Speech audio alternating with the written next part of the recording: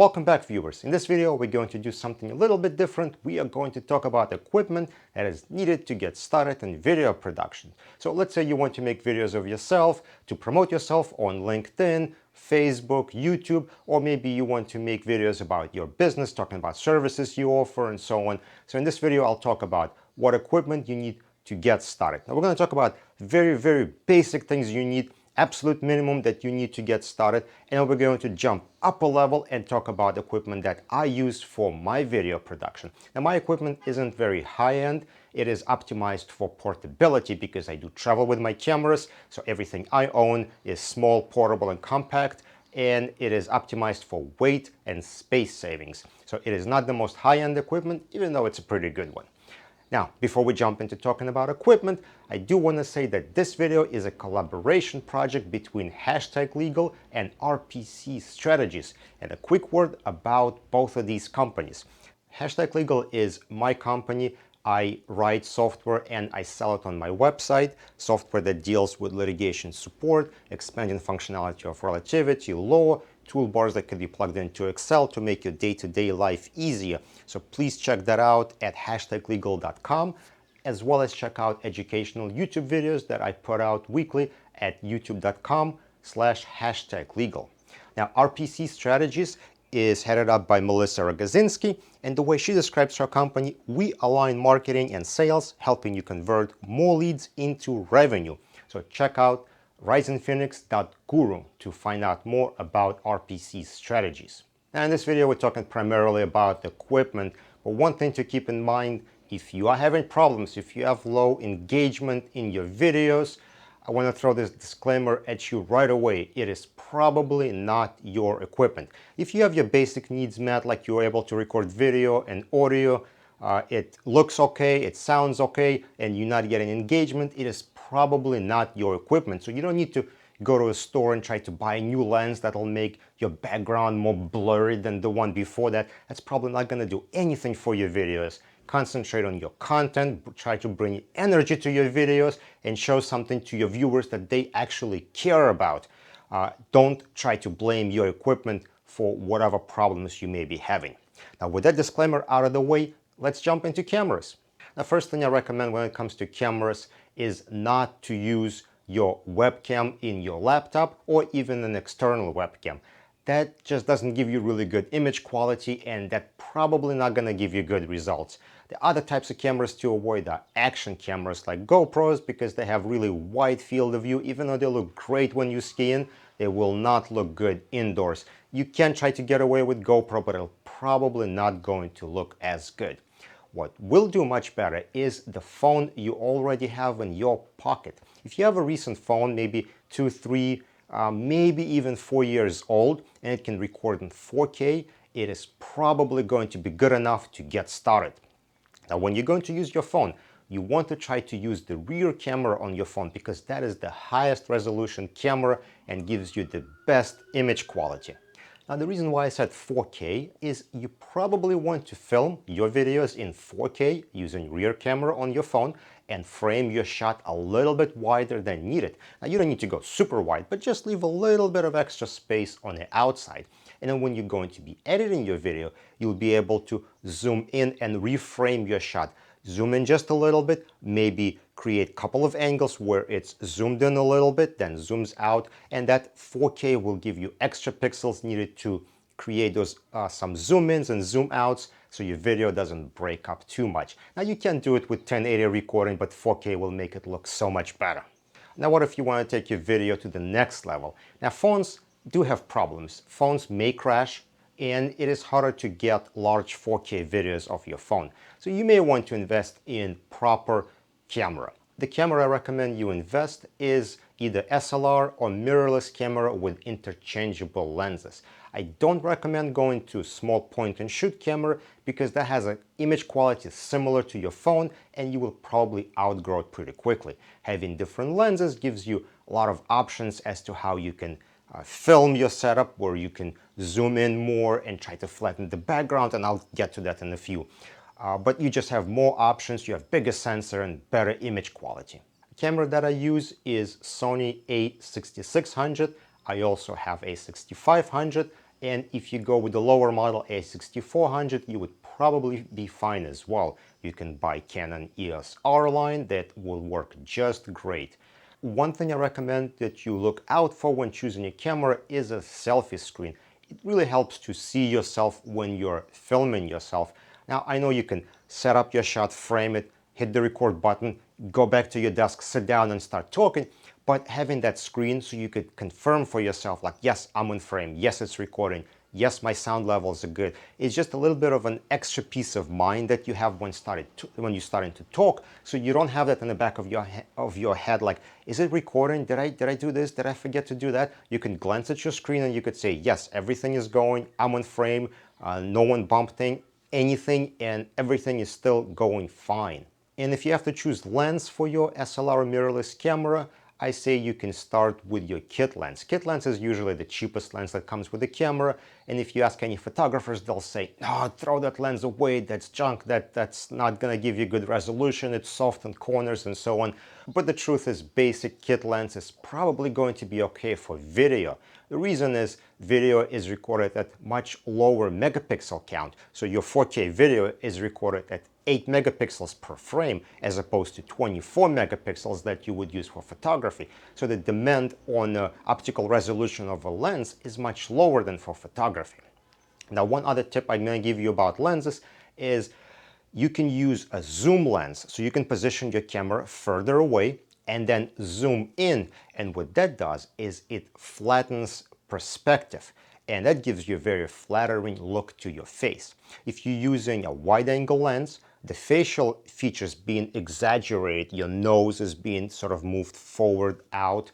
But if you put your camera further away and then zoom in, what camera does is it flattens your face as well as it brings the background and all the objects behind you closer. So it flattens and makes your face a little bit more flattering. So that's one thing you can experiment with. Now let's talk about camera support. You will need some kind of tripod. You can buy a basic tripod, put it in the middle of the room, and you'll be fine with that. You don't need to buy anything fancy. As long as people don't stomp around in the room next to you and creating all kinds of vibrations, you will be totally fine. If you have a bigger desk, you can buy yourself a tabletop tripod, which is a small tripod. You put it on your desk somewhere, and as long as it can go up high enough, you will be just fine. The solution that I like to use is an arm. It's a clamp that just clamps to the side of your desk, and it has one arm that comes up from it, and you can position it however you want. In my situation, I have very little space on my desk, so I don't have any space past my desk to put the tripod or anything big. So I have to clamp it to the edge of my desk, and that works fine for me. You will need to, of course, size the clamp properly according to the weight of your camera. And if you're going to be using your phone, of course, you need one of those little clamps that are usually very squeaky that are going to hold on to your phone. And lastly, set your camera up approximately at your eye level. You can vary it up and down a little bit, but don't go too extreme. Set it up at the eye level and just go with that. Now, the most important part of your video is actually audio. Yes, I know it's crazy, but you will need to pay even more attention to capturing good sound than you do capturing good video. The reason for that, we're much more sensitive to any kind of dropouts or problems with sound. If something starts to glitch out in the video, if the video stream starts to fade in and out, if there are any artifacts on it, we will be okay with it as long as we can hear our speaker clearly. But as soon as the audio starts to fade in and out and there are all kinds of noises and distractions, we immediately want to just turn that off. It's really frustrating and it's very unpleasant to watch. So you will need to pay a lot of attention to your audio. You want to make sure you have a quiet environment. You don't have any people flushing toilets or washing hands or running around making loud sounds. Check your chair, make sure it doesn't squeak as you talk, because those things you might be used to, but once you hear them on camera, they'll be really annoying. Another tip for getting great audio is having lots of soft objects in the room. Those soft objects will absorb all the echoes and will give you really good sound quality. So the bedroom is actually a really good place to film, even though it may not look great. The reason for that is you have your mattress, your bed, your curtains, all these things, they absorb all the sound and give you really good sound quality. And finally, for getting best sound quality, get the microphone as close to possible to the speaker. you're better off using a cheaper microphone and having it really close to your mouth and having an expensive microphone being further away. The closer the microphone to the speaker, the better the sound quality you're going to get. Let's talk about specific audio equipment that I recommend you use. First, we're going to start with a lavalier microphone. And this is a microphone, has a wire, it clips onto your chest, and then the wire runs down to the camera and plugs into either your phone or your SLR camera.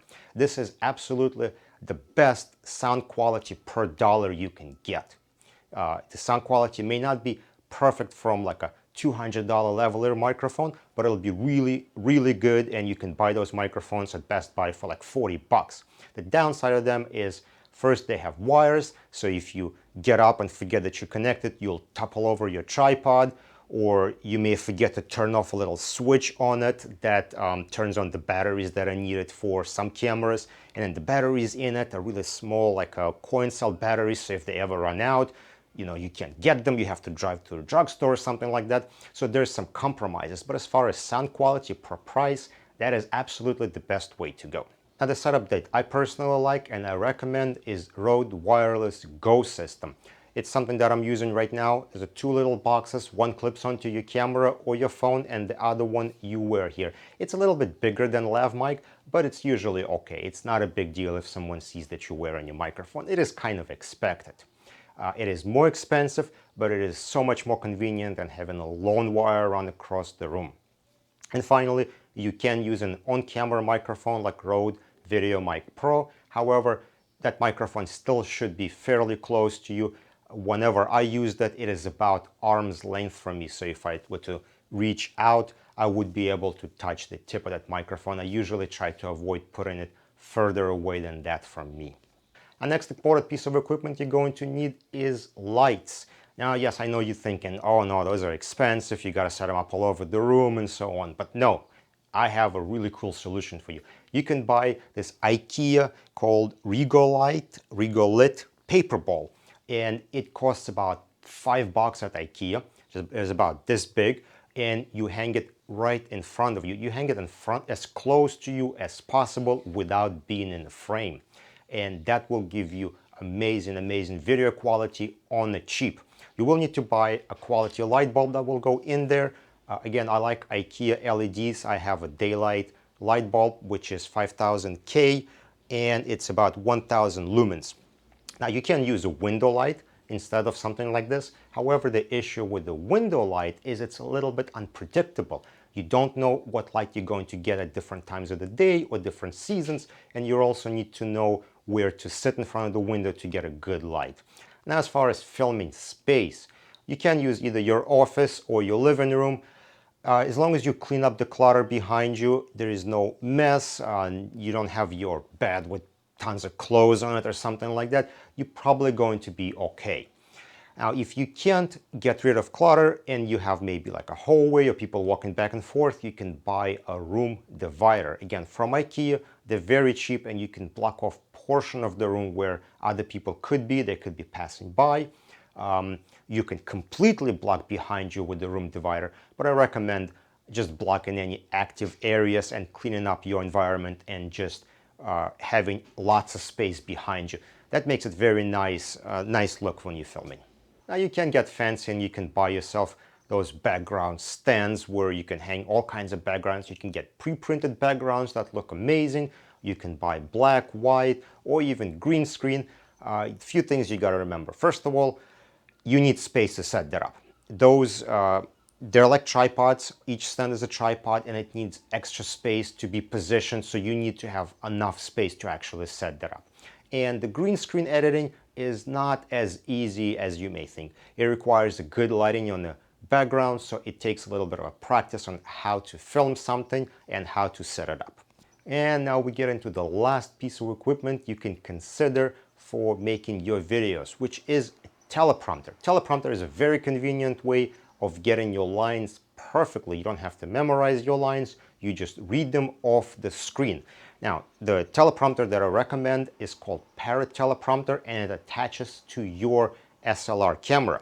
And what you do is you put your phone underneath, there is a little mirror, and that mirror reflects the text from your phone, and you basically just reading that text. It is great if you need to deliver few sentences and say exactly what you need to say. But I find that for long texts, you kind of just get into this reading mode and it doesn't look as dynamic and as engaging. So you can try that, but you need to practice. Practice using Teleprompter to make sure you're not just there like reading every line in monotonous voice, because that's going to be boring very quickly. And if you're using an iPhone or just an Android phone, you can download a Teleprompter app that will display text right next to the selfie camera, which makes it very nice, very easy to read the text, and it looks like you are looking at the camera as long as you're about an arm's length away. So you can try that app as well. I had good results with it.